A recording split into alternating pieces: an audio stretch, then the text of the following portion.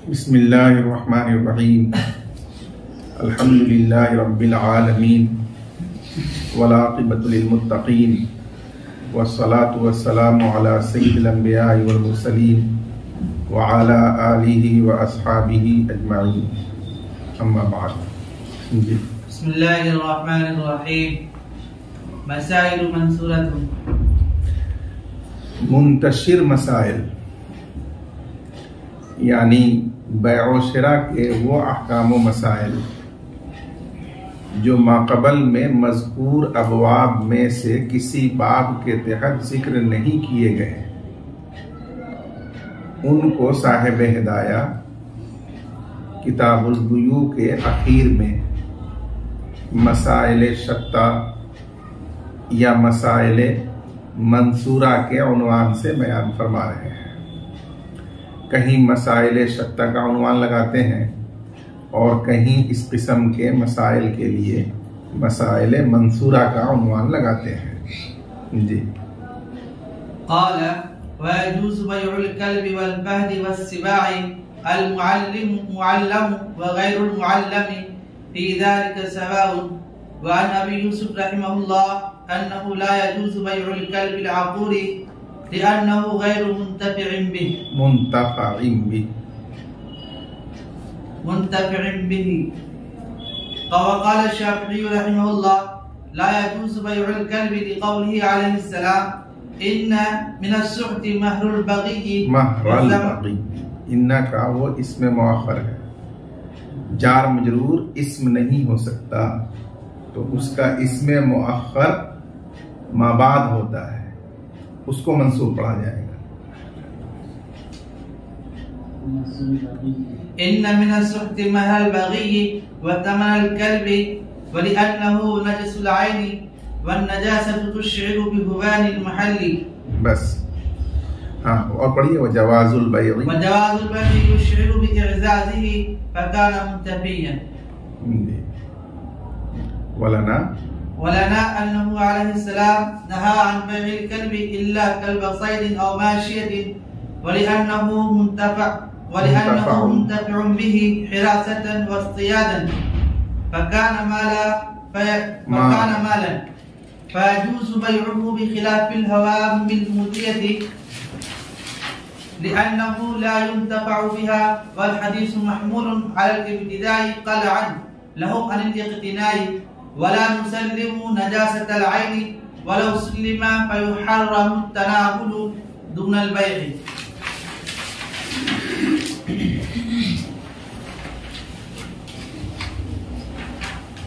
इस इबारत में कुत्ते, चीते और दूसरे दरिंदा जानवरों की बै का मसला बयान किया गया। जमहूर अहनाफ के नजदीक खिंजीर के अलावा तमाम दरिंदा जानवरों की बै खरीदो फरोख्त वो जायज है, बशर्ते के बेचने वाले के कब्जे में वो जानवर मौजूद हो, ताकि वो उसका ममलूक मखदूर तस्लीम हो, तो उसको वो बेच सकता है। खाह वो मुअल्लम हो यानी तरबियत किया हुआ हो, या गैर मुअल्लम हो यानी किसी खास मकसद के लिए उसकी तरबियत नहीं की हुई हो, दोनों सूरतों में उसकी बै जायज है। हजरत इमाम अबू यूसुफ रहमतुल्लाह अलैह से एक रिवायत ये नकल की गई कि जो पागल कुत्ता यानी कटखना कुत्ता होता है, वो हमला आवर होता है, जख्मी करता है इंसान को, वो कटखना कुत्ता, पागल कुत्ता किसी एतबार से काम का नहीं है, इसलिए उसकी बै जायज नहीं है। उसके अलावा जितने कुत्ते हैं सबकी बै जायज है। ये इमाम अबू यूसुफ रहमतुल्लाह अलैह की एक रिवायत है। हजरत इमाम शाफी रहमतुल्लाह अलैह का मसलक ये है कि कुत्ता नजीसुल आयन है, सूअर की तरह, खिंजीर की तरह, इसलिए उसको बेचना मुतलकन नाजायज है।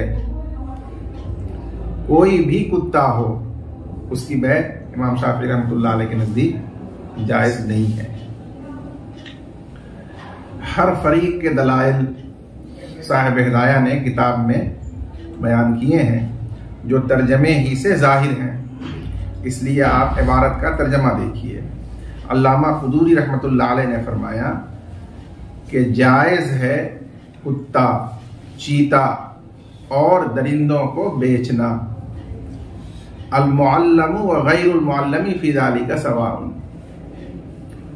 तरबियत याफ्ता और गैर तरबियत याफ्ता, ट्रेंड और अनट्रेंड जवाज़े बै में दोनों बराबर हैं। और इमाम अबू यूसुफ रहमतुल्लाह अलैह से एक रिवायत ये है कि काटने वाले, जख्मी करने वाले कुत्ते की बै जायज नहीं है, इसलिए कि वो काबिले इंतफा नहीं है। और हजरत इमाम शाफी रहमतुल्लाह अलैह ने फरमाया कुत्ते की बै मुतलक जायज नहीं है, क्योंकि रसूलुल्लाह सल्लल्लाहु अलैहि वसल्लम ने फरमाया कि हराम है जानिया का महर, यानी जानिया की फीस जो ज़िना के एवज वो हासिल करती है। मजाजन बुज़ा का मुआवजा होने के एतबार से उस पर महर का इतलाक किया, वो हराम है। और कुत्ते का समन, यहां समन से मुराद समन के हुसूल का मामला यानी बै, क्योंकि उसी के जरिए से समन हासिल होता है, तो वो भी हराम है, लिहाजा उसकी बै नाजायज होगी।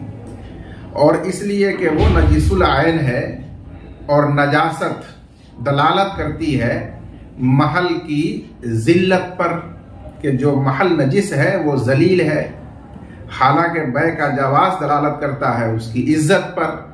तो अगर उस नजीसुल आयन में बै के जवाज का हुक्म किया जाए तो इज्तिमाए जिद्दैन लाजिम आएगा, कि उसकी जिल्लत भी लाजिम आएगी नजीसुल आयन होने की वजह से, और बै के जवाज की वजह से उसकी इज्जत भी लाजिम आएगी।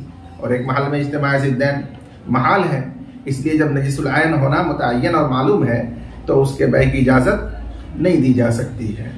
फ़कान मुंतफियन, बस इज्तिमाए जिद्दैन की वजह से जवाज मुंतफी होगा, यानी ममनू होगा, बातिल होगा। और हमारी दलील यह है कि नबी अकरम सल्लल्लाहु अलैहि वसल्लम ने मना फरमाया कुत्ते को बेचने से, मगर शिकार का या मवेशी का कुत्ता, शिकार के लिए जो कुत्ता हो या मवेशियों की हिफाजत के लिए जो कुत्ता हो, उसके बेचने की आपने इजाजत फरमाई इस्तिस्ना के जरिए। बस दीगर जो कुत्ते हैं उनको इसी पर कयास किया गया, इसलिए कि हर कुत्ते में बिलफेल या बिलकुव्वा ये सलाहियत व इस्तेदाद मौजूद है। या तो वो मुअल्लम है तो बिलफेल ही वो इस लायक है, और अगर मुअल्लम नहीं है तो उसमें यह कुव्वत व सलाहियत मौजूद है, इस वजह से वो जायज है। और इसलिए कि उससे फायदा उठाया जा सकता है, वो काबिल इंतफा है हिरासतन, हिफाजत के लिए, मकान की हिफाजत हो या मवेशियों की हिफाजत हो और शिकार के लिए, लिहाजा वो माल मुतक़व्वम होगा। और माल मुतक़व्वम की बै जायज है तो उसकी बै भी जायज होगी। बरखिलाफ मूजी कीड़ों के, बेखिलाफिल हवामिल मूजिया, बरखिलाफ मूजी कीड़े मकोड़े के, उनकी बै अहनाफ के नज़दीक भी जायज नहीं है, क्योंकि वो काबिल इंतफा नहीं है। जब वो काबिल इंतफा नहीं है तो माल मुतक़व्वम नहीं हुए, इसलिए उनकी बै नाजायज है। और हजरत इमाम शाफी रहमतुल्लाह अलैह की हदीस का जवाब दिया कि इब्तिदाए इस्लाम में कुत्तों के मामले में सख्ती की गई थी। उसी जमाने में आप सल्लल्लाहु अलैहि वसल्लम ने मना फरमाया था कुत्तों के समन से यानी बै से। बाद में जब आप सल्लल्लाहु अलैहि वसल्लम ने कुत्तों के मामले में नरमी फरमा दी तो फिर उनकी बै की भी इजाजत दे दी। इसलिए अब वो हदीस मनसूख हो चुकी है। वल हदीस महमूल अलल इब्तिदाई, और वो हदीस महमूल है इब्तिदाई इस्लाम पर उन्हें रोकने के लिए कुत्ता पालने से, ताकि उसकी बै व शरा ममनू हो जाए तो लोग उसको पालना मौकूफ कर दें, छोड़ दें। उन्होंने ये फरमाया था कि नजिसुल आयन है, तो उसका जवाब ये दिया कि हम नजिसुल आयन होना तस्लीम नहीं करते। कुरान मजीद की रूह से सिर्फ खिंजीर नजिसुल आयन है। अल्लाह ताला ने उसके बारे में फरमाया है इन्नहु रिस, और वो ज़मीर का मर्जी अकरम होने की वजह से लहम खिंजीर है, तो वो नजिसुल आयन है। बाकी उसके अलावा जितने भी हराम जानवर हैं वो सब बेशक हराम हैं, यानी उनका खाना इस्तेमाल करना ये हराम और नाजायज है, लेकिन उनकी जात फी नफ्सी ही नापाक और गंदी है, ऐसा नहीं है। इसी वजह से अगर उनको शरई तरीके पर ज़बह करके उनकी रुतूबतों को खारिज कर दिया जाए तो वो पाक हो जाते हैं। ये मसला किताब ताहरत में आप पढ़ चुके हैं, कुत्ता भी उसमें शामिल है। वलौ सुल्लिमा अला सबीली तनज़्ज़ुल, अगर नजिसुल आयन होना मान लिया जाए तो उसका असर यह है कि खाना उसको हराम है। जो चीज नजिसुल आयन हो उसका खाना हराम है। दुनल बै हराम नहीं है, जैसे मिट्टी, बालू, रेत, कोयला खाना हराम है, मुज़िर सेहत है, लेकिन इसका यह मतलब नहीं है कि उसका बेचना भी हराम हो। आप कहेंगे कि भाई ये सब नजिसुल आयन तो नहीं है। अच्छा ठीक है, गोबर ये तो नजिसुल आयन है, यकीनन उसका खाना हराम है, लेकिन खादर के लिए उसको बेचना खरीदना बिल्कुल जायज है। तो ऐसी बहुत सी चीजें हैं जो पाक और हलाल पाक हैं, हराम हैं। बहुत सी चीजें हैं जो नापाक है, नजिसुल आयन और हराम है, लेकिन बेचना खरीदना किसी मसलहत के लिए उसको जायज किया गया है। तो उसी तरह कुत्ता भी है जी। कुत्ते ही पर कयास किया जाएगा उसको। कुत्ता उन सब में, दरिंदा जानवरों में कभी है, नुसूस में उसके बारे में यह आया है कि जिस घर में कुत्ता हो उसमें रहमत के फरिश्ते नहीं दाखिल होते।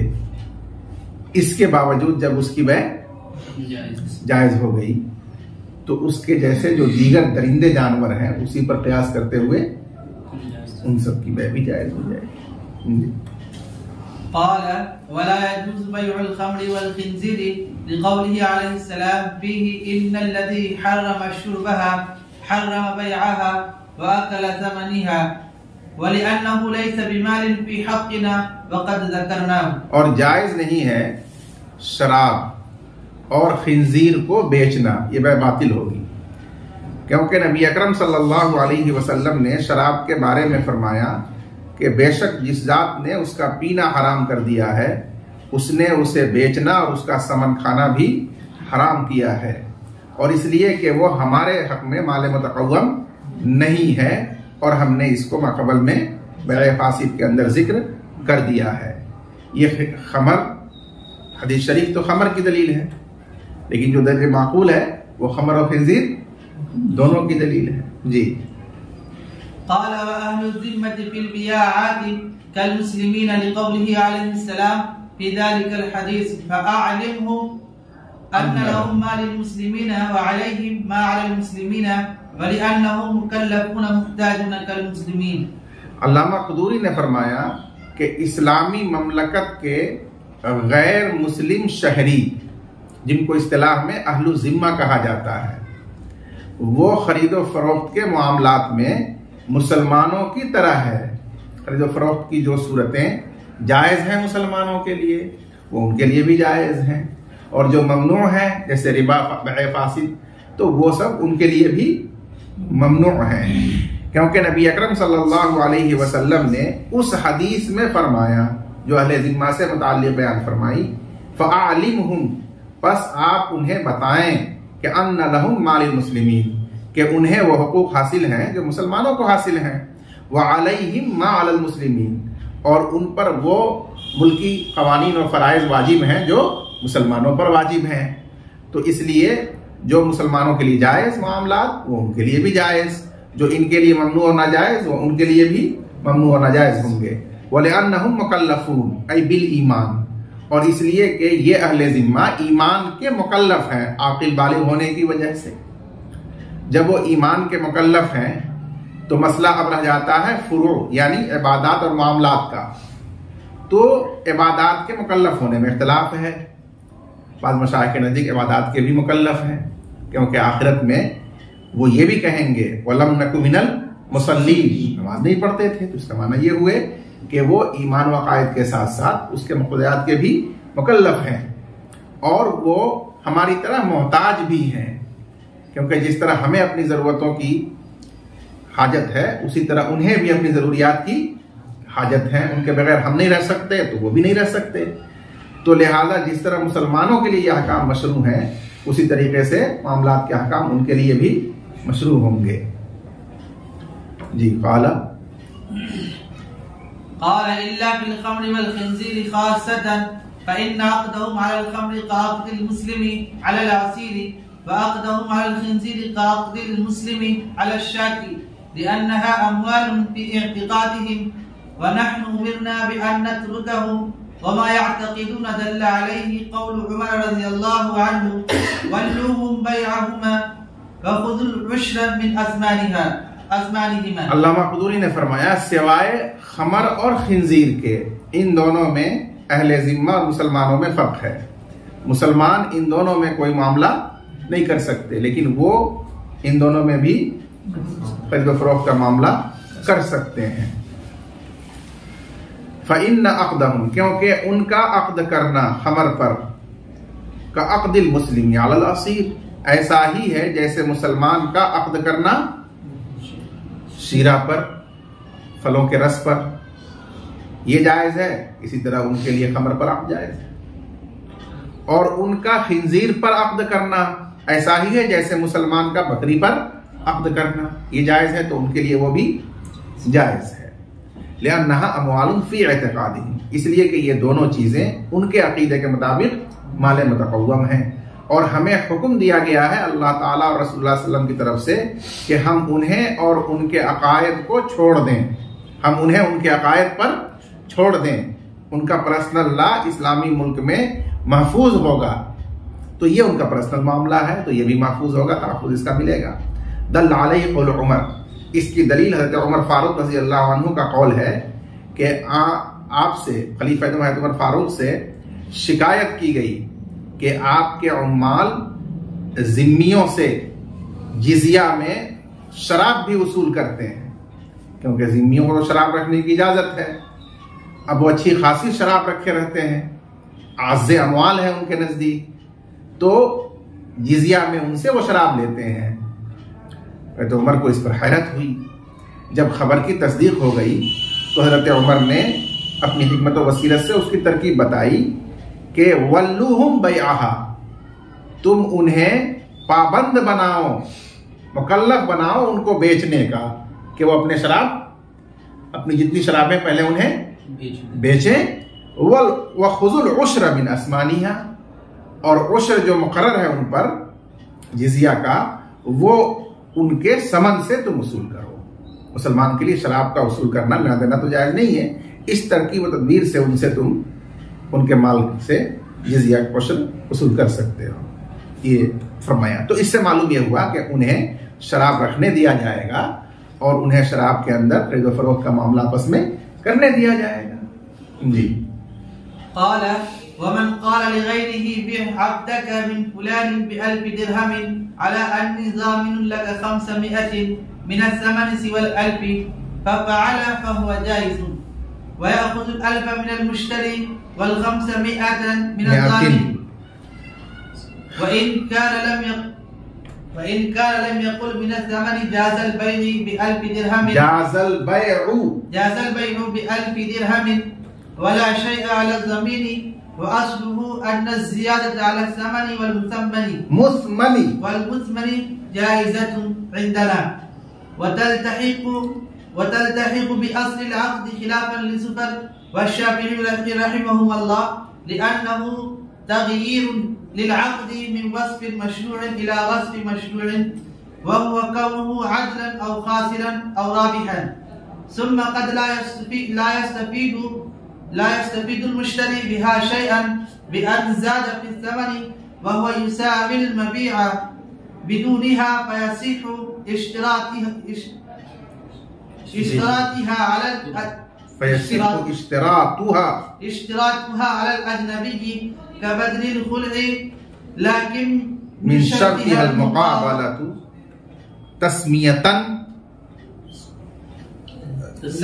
लाकिन मिन शर्तिहा al-मुक़ाबलतु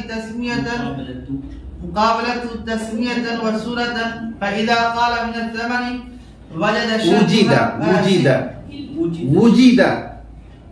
वुजिद शर्तुहा फयसिहु व इज़ा लम यकुल लम युजद फलम यसिहहा। चलिए ठीक है, इस इबारत में जो मसला बयान किया गया उसकी सूरत यह है कि अल्ताफ अपने सामान को 1500 रुपए में मसलन बेचना चाहता है और वो सामान गुलाम रब्बानी 1000 में लेने के लिए तैयार है, लेकिन उससे ज्यादा बढ़ने के लिए तैयार नहीं है। अब यहां इन दोनों से ताल्लुक रखने वाला कोई आदमी है अब्दुल रहीम, वो ये चाहता है कि ये मामला दोनों के दरमियान हो जाए। चुनांचे वो अल्ताफ को कहता है कि आप अपना ये सामान गुलाम रब्बानी से बेच दीजिए उनके बयान किए हुए 1000 पर और समन का बकिया 500, इसरात है उसकी, समन का बकिया आपके मतलूबा समन का बकिया 500 मेरे जिम्मे होगा, यानी मैं उसका जामीन हूं, मुझसे आप ले लेंगे। तो ये राजी हो गया, बेच दिया इसने। तो फुक़हा फरमाते हैं कि ये बै जायज हो जाएगी और बाय तयशुदा 1000 वो तो ले लेगा मुश्तरी से और बाकी 500 जामीन से ले लेगा। ये अजनबी की तरफ से समन का जामीन बनना हुआ। और ये किताबुल कफालत में मसला आएगा कि कोई अजनबी शख्स किसी के तरफ से अगर जामीन बन जाए, उसका दैन अपने जिम्मे में अपनी खुशी और मर्जी से ले ले तो वो जमान सही है और उससे मुतालबा किया जाएगा। जब वो अदा कर देगा तो ये अदा करने वाला साहिब दैन से रुजू भी नहीं कर सकता, तो ये जमान होगा उसकी तरफ से, वो जमान अदा करेगा और ये 500 उससे वसूल कर लेगा। लेकिन अगर उसने ये कहा कि अल्ताफ भाई आप बेच दीजिए, मैं आपको 500 रुपया देता हूं, ये नहीं कहा कि समन में से जो बकिया है वो मैं दूंगा या मेरे जिम्मे है, मुतलक उसने कहा कि मैं 500 रुपया आपको दे रहा हूं, ये आप उसको बेच दीजिए। तो इस सूरत में फुक़हा फरमाते हैं कि अगर उसके कन्विंस करने पर इसने बेच दिया तो बै तो जायज हो जाएगी, लेकिन उस सूरत में उसका कुल समन वही 1000 होगा जो वो मुश्तरी से पाएगा। वो 500 रुपया का मुतालबा ये नहीं कर सकता, उसका ये हक और दैन नहीं होगा। क्यों नहीं होगा? इसलिए कि उसकी हकीकत रिश्वत है कि एक काम करने के लिए उसने पैसा बढ़ाया, कोई बदला और मुआवजा किसी माल का वो तय करके नहीं दे रहा है, तो वो रिश्वत है और रिश्वत का लेना देना शरअन जायज नहीं है। इसलिए उस कन्विंस का कोई असर माल के वजूद में नहीं होगा, लिहाजा उससे कुछ मुतालबा करना या लेना इसके लिए जायज नहीं होगा, उसका समन वही 1000 होगा। ये मसला है। इमाम मोहम्मद रहमतुल्लाह अलैह ने जामिया सगीर में फरमाया कि अगर किसी ने दूसरे से कहा, अब्दुल रहीम ने बेचने वाले अल्ताफ से कहा कि आप अपना गुलाम या अपना कोई भी सामान बेच दीजिए फलां से, गुलाम रब्बानी से, 1000 दिरहम में, जितना वो देने के लिए तैयार है, अला अन्नी ज़ामिनुन लका, इस शर्त पर कि मैं आपके लिए जामिन हूं, 500 मिनस समन, समन में से बकिया 500 का, सेवल अल्फ, उस 1000 के अलावा, फफ़अला, तो भाई ने ऐसा किया, फहुवा जाइज़ुन, तो ये बै जायज़ है, व याख़ुज़ुल अल्फ मिनल मुश्तरी, 1000 मुसम्मा मुश्तरी से लेगा और 500 जामिन से लेगा। और अगर उस अजनबी ने मिनस समन नहीं कहा, सिर्फ कहा कि 500 में दे दूंगा, आप दे दीजिए, तो बै 1000 के एवज में जायज होगी, वही उसका कुल समन होगा, वला शय्या अला ज़मीन, जामिन पर उसका कुछ वाजिब नहीं होगा। वह अस्लुहु, और इस मसले का ज़ाब्ता यह है कि समन या मबी में इजाफा करना जायज है, मसला गुजर चुका है, क्या हो जाने के बाद समन में इजाफा करना या मबी में करना जायज है, बाई की तरफ से भी और मुश्तरी की तरफ से भी, इंदना, हमारे नजदीक, और वो इजाफा असले अक्द के साथ लाहिक हो जाएगा, ये भी गुजर चुका है कि गोया कुल मबी हुआ या कुल समन हुआ। मजीद और मजीद अलैह का मजमुआ खिलाफन लिजुफर व शाफी, इख्तिलाफ है इसमें इमाम ज़ुफर और इमाम शाफी रहमहुमुल्लाह का, ये भी गुजर चुका है। हमारी दलील क्या आई थी, लिअन्नहु तग़यीरुन लिल अक़्द मिन वस्फ़िन मशरूइन इला वस्फ़िन मशरूइन, क्योंकि ये अक़्द को बदलना है एक वस्फ़े मशरू से दूसरे वस्फ़े मशरू की तरफ, और वह औसाफ कुल अक़्द के 3 होते हैं, उसका मुसावी होना, कीमत और समन मालियत के बराबर है मबी की मालियत के, या ये समन मबी की मालियत से कम है तो इस अक़्द का खासिर होना, नुकसानदेह होना, और अगर कीमत और समन उसकी मालियत मबी की मालियत से ज्यादा है तो उस अक़्द का मुफीद और नाफे होना। यही 3 औसाफ है। अब उसमें ज्यादा समन करने से या ज्यादा मबी करने से इन्हीं औसाफ में से एक को दूसरे की तरफ बदलना होता है, ठीक है ना। और जब मुताकिदैन को अपने किए हुए अहद को फस कर देना और खत्म कर देना जायज है रजामंदी से, तो उसको एक वस्फ से दूसरे वस्फ की तरफ बदलना बदरजे औला जायज होगा। जब आकिदैन के लिए यह जायज है तो आकिदैन के अलावा भी अगर कोई अजनबी शख्स दूसरा शख्स उसमें बढ़ा देता है समन में अपनी तरफ से, तो वो बढ़ाना भी जायज हो जाएगा। अलबत्ता इस पर एक सवाल होता है कि बाय और मुश्तरी जो बढ़ा रहा है समन में या मबी में, तो उन्हें तो उसके बदले में मुअव्वज़ हासिल हो रहा है। मबी में बढ़ा रहा है तो समन उसको मिल रहा है, समन में बढ़ा रहा है तो मबी उसके एवज में मिल रहा है। लेकिन ये अजनबी शख्स जो उसमें बढ़ा रहा है अपनी तरफ से, तो वो तो एक तरफा बढ़ावतरी है, उसके बदले और एवज में तो कुछ उसको नहीं हासिल हो रहा है। तो ये कैसे सही होगा कि वो बाय और मुश्तरी के बढ़ाने की तरह है? इन दोनों में तो फर्क है। बाय और मुश्तरी जब बढ़ाता है तो उसका मुअव्वज़ और सिला मिलता है उसको, लेकिन ये जब बढ़ा रहा है तो इसको तो कुछ नहीं हासिल हो रहा है उसके एवज में।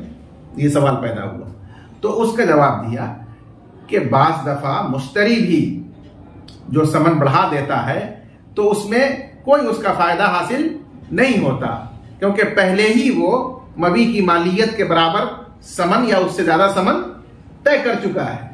फिर भी उसके बावजूद वो और बढ़ा देता है बाद में, उसमें वो उसकी तरफ से तबर्रो है, सखावत है, तो बढ़ाना भी सही है। तो इस बढ़ाने से तो मुश्तरी को कोई फायदा मजीद नहीं हुआ हासिल। तो उसी तरह से अजनबी शख्स भी जब बढ़ा रहा है तो उस बढ़ाने से चाहे उसको मनफात हासिल ना हो, लेकिन उसकी सखावत है, उसका तबर्रो है, ये तो करने के लिए इस्लाम में हुक्म दिया ही गया है, तो इसलिए इससे रुका नहीं जा सकता, इसका एतबार किया जाएगा। जैसे बदले खुला है, एक औरत अपने शौहर से खुला ले रही है तंगा कर, तो उस खुला में तय होता है कि जो महर तुमने लिया है वो वापस कर दो, या कोई और चीज तय हो जाती है, तो वो चीज बदले खुला है। अब बदले खुला जो औरत दे रही है, तो क्या उसके एवज में उस औरत को कुछ मिल रहा है? कुछ माली मनफात हासिल हो रही है? नहीं हो रही है। तो ये बदले खुला अगर बजाय औरत के कोई अजनबी शख्स अपने जिम्मे ले ले, यानी औरत एक तंग है और वो खुला लेना चाहती है लेकिन उसके पास देने के लिए बदले खुला नहीं है, तो उसके भाई ने, उसके किसी दोस्त ने, करीबी ने कहा कि बदले खुला मेरे जिम्मे है, मैं उसका जामीन हूं, तुम खुला दे दो। तो ये सही है कि नहीं? सही है। हालांकि यहां भी तो उसके एवज में उसको कुछ नहीं हासिल हुआ, वहां तो असीली को नहीं कुछ हासिल हो रहा है, तो जो उसकी तरफ से जामीन होगा उसको भी उसके एवज में कुछ नहीं हासिल हुआ। तो ऐसा किया जा सकता है कि हम दूसरे के ऊपर वाजिब होने वाले माल का जामीन बन जाएं और हमें उसके एवज में कुछ भी हासिल ना हो रहा हो, ये सखावत और तबर्रुक कहलाएगा। सुम्मा क़द ला यस्तफ़ीदुल मुश्तरी बिहा शैअन, फिर कभी मुश्तरी समन में इजाफा के जरिए कुछ हासिल नहीं करता, कोई माली मनफात हासिल नहीं करता।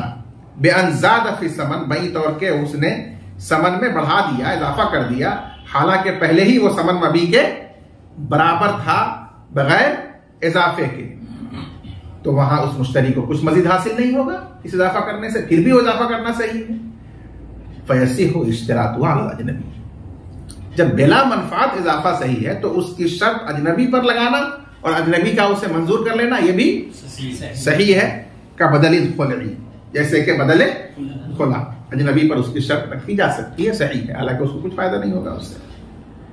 लाकिन मिन शर्त या मुकाबला, लेकिन इस इजाफा के जायज होने की शर्त माली तबादला और मुआवजा है कि अक़्द मुआवजा और अक़्द मुकाबला हो, तो वहां वो इजाफा जैसे मुश्तरी कर सकता है, अजनबी भी अपनी तरफ से कर सकता है, लेकिन उसकी शर्त है मुकाबला, यानी माल का माल से तबादला होना चाहिए, अक़्द मुआवजा होना चाहिए, तस्मियतन, जिक्र के एतबार से भी और सूरत के एतबार से भी।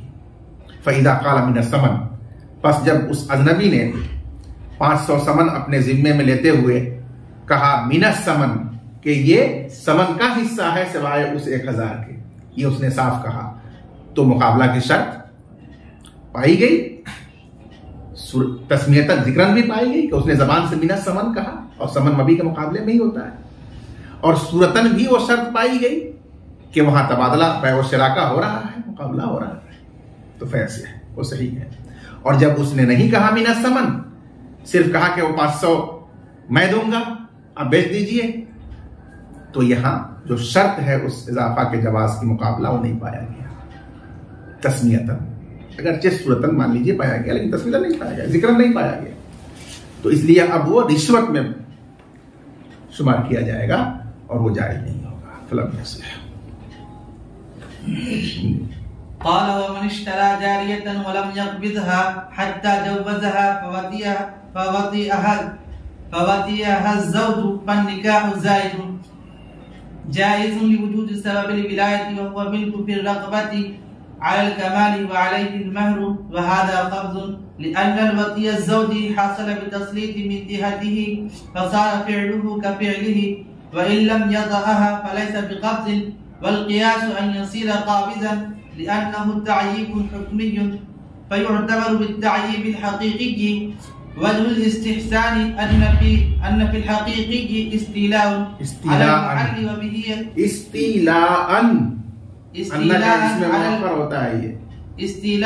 استيلاء على المحل وبه يصير قابضا ولا كذلك الحكمي فافترقا. मसले की सूरत यह है कि मुर्शिद ने एक मादी खरीदी शाहनवाज से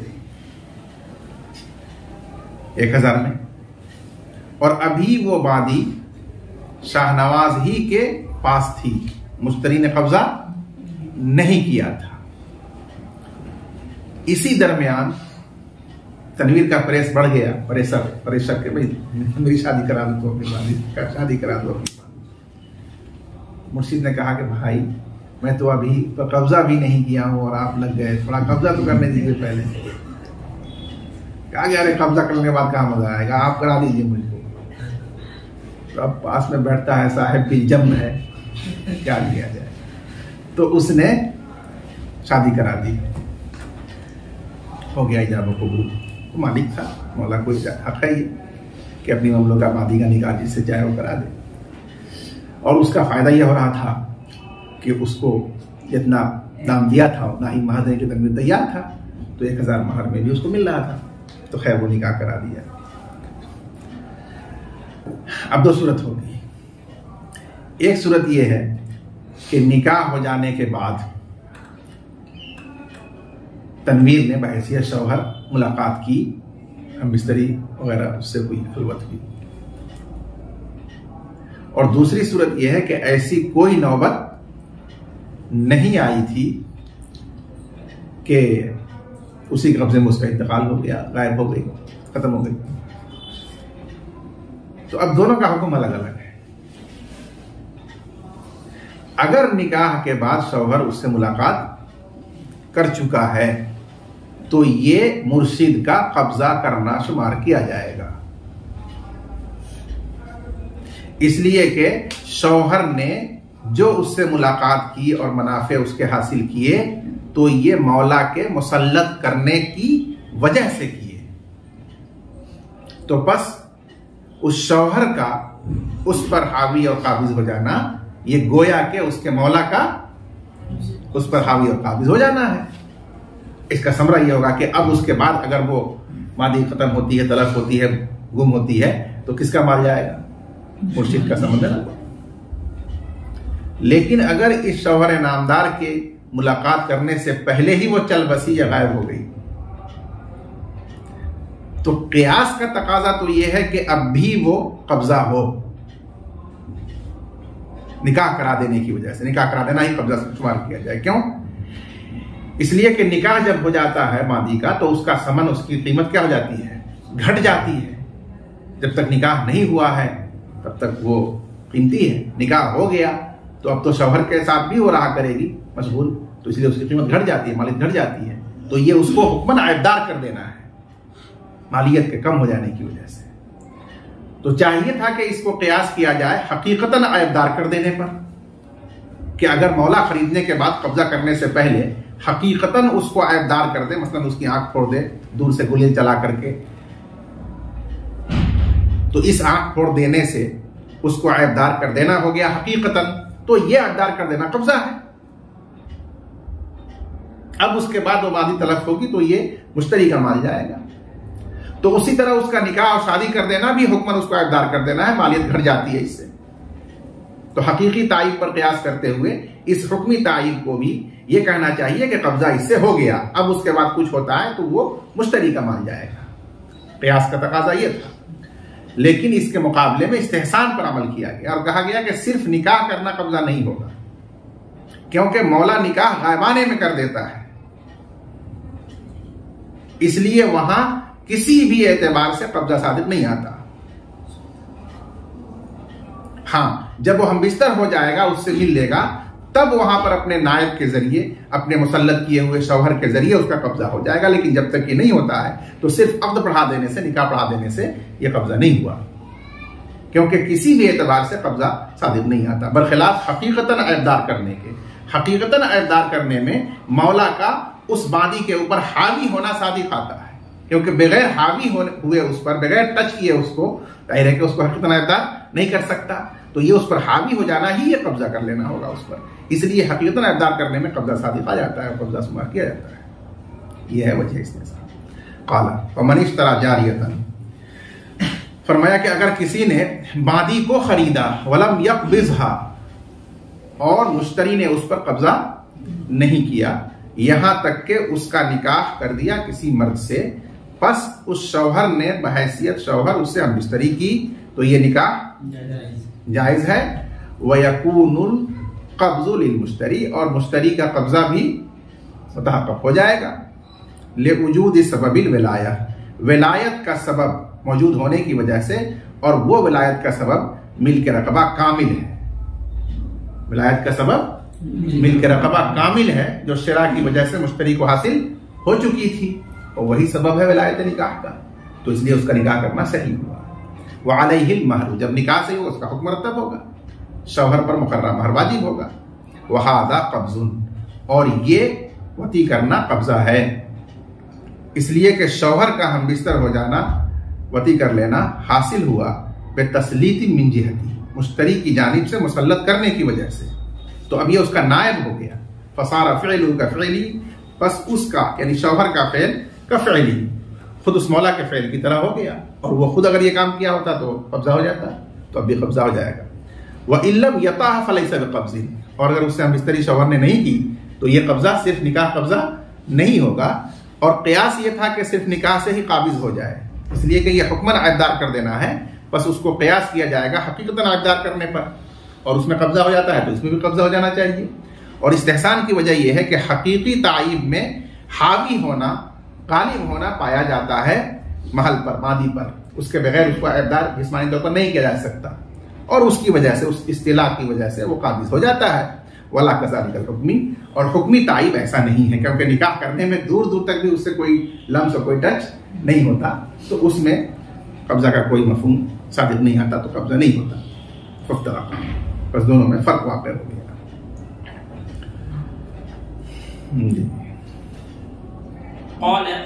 वमन इश्तरा अब्दन फगाब वल अब्दु फी यदिल बाइ'i व अक़ाम अल बाइ'ु अल बय्यनता अन्नहु बाअहु इय्याहु फ़इन कानत ग़ैबतुहु मअरूफ़तन लम युबअ फी दैन अल बाइ'i लिअन्नहु युमकिनु ईसाल अल बाइ'i इला हक़्क़िहि बिदून अल बै'i व फीहि इब्तालु हक़्क़ि अल मुश्तरी व इन लम युदरा अय्न हुवा बै'ुल अब्द अय्न हुवा बिअल अब्द व ऊफ़िय थमन लिअन्न मिल्क अल मुश्तरी ज़हर बिइक़रारिही फ़यज़हरु अला वज्हि अल्लज़ी अक़र्र बिही मशग़ूलन बिहक़्क़िही व इज़ा तअज़्ज़र इस्तिफ़ाउहु मिन अल मुश्तरी यबीउहु अल क़ाज़ी फ़ीही कर्राहिनी व इज़ा माता वल मुश्तरी इज़ा माता मुफ़लिसन वल मबीउ लम युक़बज़ बिख़िलाफ़ मा बअद अल क़ब्ज़ लिअन्न हक़्क़हु लम यबक़ मुतअल्लिक़न बिही सुम्मा इन फ़ज़ूल शैउन युमसक लिल मुश्तरी लिअन्नहु बदलु हक़्क़िही व इन नक़स युतबअु हुवा अयज़न। देखिए मसला ये है कि अल्ताफ ने अपना कोई भी सामान, मसलन गुलाम या किताब, गुलाम रब्बानी को 1000 में बेचा था और गुलाम रब्बानी ने 1000 में खरीदा, लेकिन वो कब्जा करने से पहले ही खरीद कर लापता, गायब हो गया, कहीं चला गया। अब ये अल्ताफ नेक मुसलमान है, तो ये तलाश कर रहा है गुलाम रब्बानी को, ताकि उससे 1000 अपना समन उसूल करे और ये गुलाम उसको या सामान उसको दे दे, लेकिन वो अब मिलता नहीं है। मजबूर होकर के ये काजी के पास पहुंचेगा कि मैंने ये सामान अपना या ये गुलाम फला इब्ने फला को, साकिन फला को बेच दिया है, इसलिए अब ये मेरा नहीं है, ये ममलूक है उस मुश्तरी का, लेकिन इसका समन मुझे नहीं मौसूल हुआ है और मैं हर मुमकिन कोशिश कर चुका, तो लिहाजा अब ये गुलाम या सामान जो भी है इसको आप अपने इख्तियार से बेच कर और इसी के समन से मेरा वाला जो दैन है समन वो अदा किया जाए, ये मामला। तो इसका क्या शरई हुक्म होगा? तो साहिब हिदाया ने फरमाया कि अगर उसका गायब होना मालूम है कि गायब होकर वो कहाँ जाके रह रहा है, तब तो काजी उसकी दरखास्त को रद्द कर देगा जब तहकीक में ये बात मालूम हो जाएगी तो, और ऑर्डर करेगा कि वहां जाकर उससे वसूल किया जाए और ये मबी उसको दिया जाए, क्योंकि बहरहाल ये उसका ममलूक है, इससे उसका हक मुताल्लिक है और यहाँ इसका अपना दैन पाना, अपना हक पाना मुमकिन है, कोई मुताज़र नहीं है, तो इसलिए मुश्तरी के हक के इब्ताल का फैसला नहीं किया जा सकता है। लेकिन अगर उसका पता ठिकाना कुछ नहीं मालूम है, जिसको गैबत मुनक़तिआ कहते हैं, अब इसका हरज व ज़रर हो रहा है, तो ऐसी सूरत में काजी को विलायत आम्मा होती है, तो काजी अब उस चीज को फरोख्त करके और जो उसका समन हासिल होगा उससे उसका दैन जो 1000 है वो अदा करेगा। अगर बिक गया इत्तेफाक से वो 1200 होंगे, तो मजीद 200 जो बच रहा है वो अमीन काजी के पास रहेगा महफूज, कि जब वो आएगा तो उसको वापस कर दिया जाएगा, उसी के माल का हक है वजह ये। और अगर घट गया 800 में वो बिका इत्तेफाक से, तो जितना में बिका है उतना दे दिया जाएगा और बाकी जो 200 उसका रह गया कहा जाएगा कि इंतजार करो, अब जब वो मिलेगा तो उससे तुम हासिल कर लोगे। ये मतलब इनके रहने का पता चल गया तो जाने आने का पैसा नहीं से जुड़ेगा? नहीं, जाने आने का खर्च या जो भी खर्च होगा वो कुछ नहीं जोड़ा जाएगा। जितना उस पर वाजिब है उतना ही उससे वसूल किया जाएगा। अपना हक वसूल करने के लिए, अपना देन लेने के लिए आप जो भी कोशिश कर रहे हैं उसमें अगर खर्च हो रहा है तो वो आपका खर्च हो रहा है, उसका जिम्मेदार वो शख्स नहीं,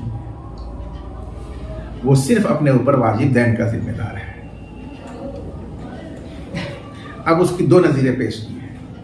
एक नजीर ये है कि राहिल ने अपने कर्जे के बदले में अपनी घड़ी रहन में रख दिया और कर्जा सधाया नहीं है, मर गया, तो क्या किया जाए?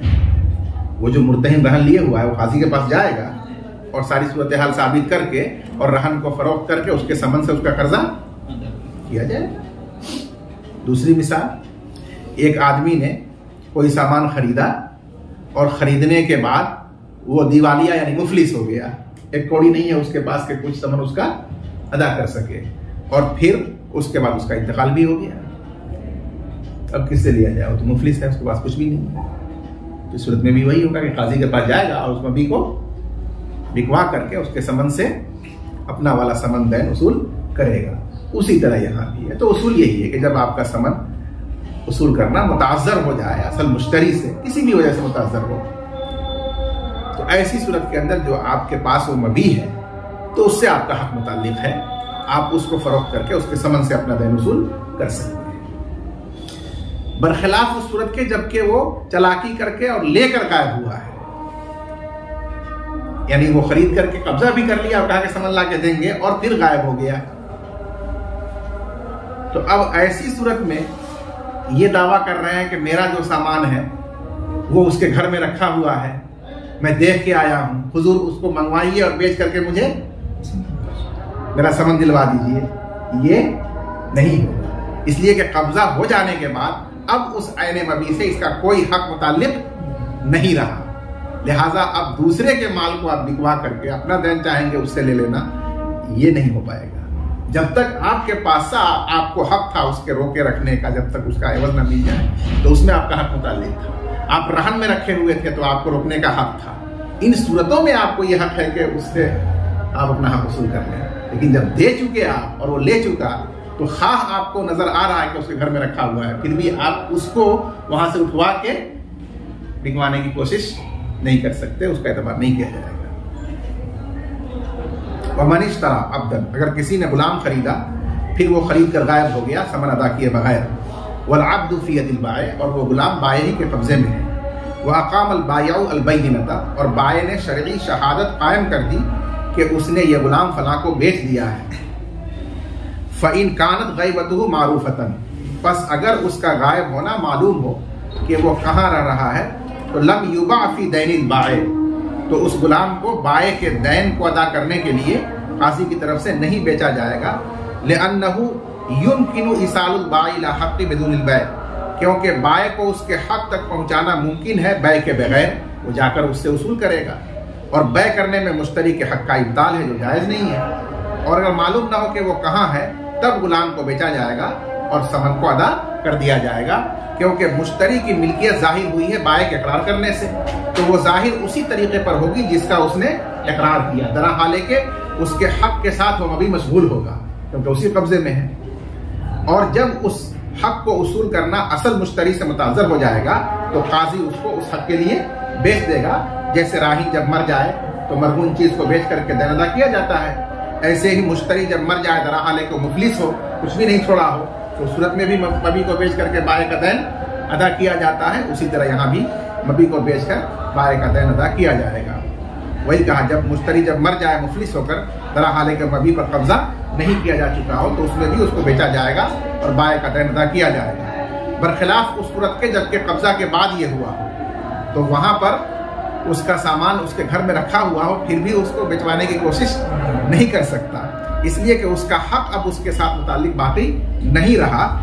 फिर उसके बाद अगर समन में से बेचने के बाद कुछ बच जाए तो मुश्तरी के लिए उसको रोक के रखा जाएगा अमीन काजी के पास, इसलिए कि वो उसके हक और मिल्क का मुआवजा है, बदल है, तो जितना से उसका समन हुआ उतना ले लिया, बाकी उसका रहेगा। और अगर कम हो जाए तो युत्तबाउ हुआ इज़्ज़त, कम हो जाए तो उसका पीछा भी किया जाएगा कि जब वो आएगा तो उससे वो कमी पूरी वसूल की जाएगी। वल्लाहु आलम।